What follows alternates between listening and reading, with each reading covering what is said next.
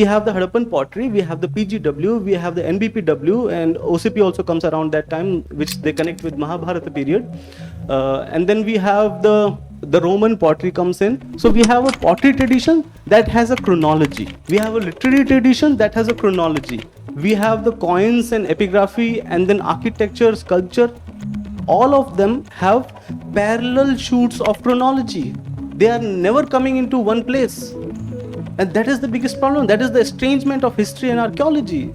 I don't know why we can't bring them all together. They start coming together in the Mughal period. Because coins, epigraphy, literature, architecture, otherwise social history, economic history, political history, it's just one people who are defining it. According to our books, not in reality probably, but yes, that is where it all comes together. Why not before? And even if it cannot completely come together, because we have multiple kingdoms, multiple dynasties running at the same time, surviving at the same time, flourishing at the same time, we can still have local histories. We can have regional histories, which are just fine. Along with Guptas, there were Vakatakas, there were other people also. Along with Kushans, there were others.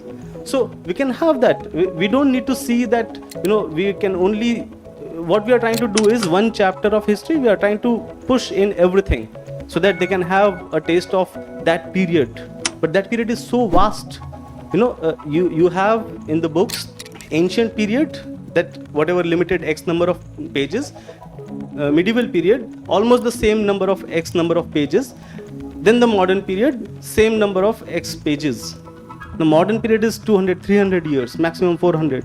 Medieval is a little more than that, 600 maybe, if you take in early medieval also. Ancient, is no justice.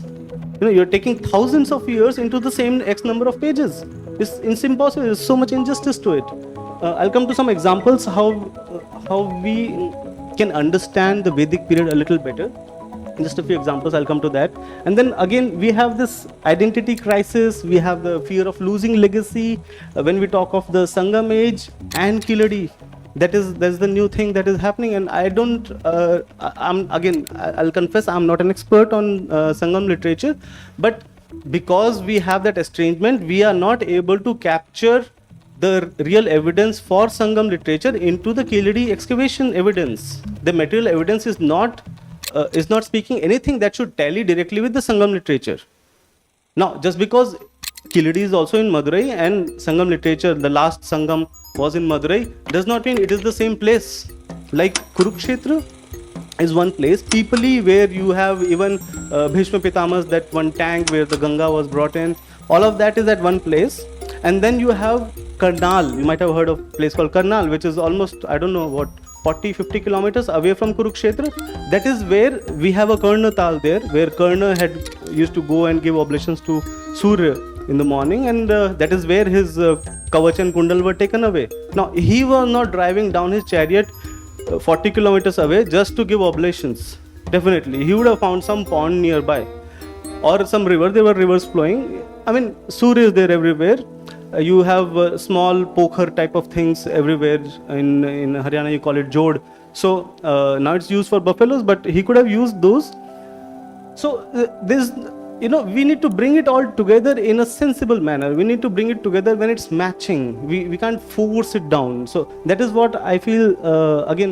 Access to Keeladi is very restricted. I don't know for what reason. But it should be open. It's heritage. It's everyone's heritage. It's Indus. Those whom they think are the legacy of Indus people, it's their heritage too. And especially because Airavatan Mahadevan ji is connecting Keeladi and other graffiti signs with Indus script. So definitely we should have a look at that. We should be allowed to look at that. And then epics versus excavated sites. Now, even though some channels might relay that, we haven't found a skeleton with 10 heads in Sri Lanka also. Okay, so somehow maybe we should stop looking for exactly physical evidence of what has been mentioned in our epics.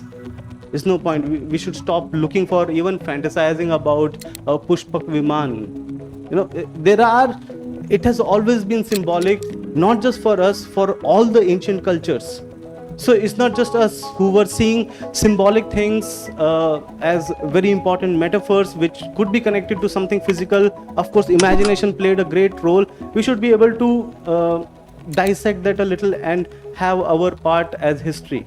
And but we cannot reject everything, that everything is imagination. There is no history to it. There is.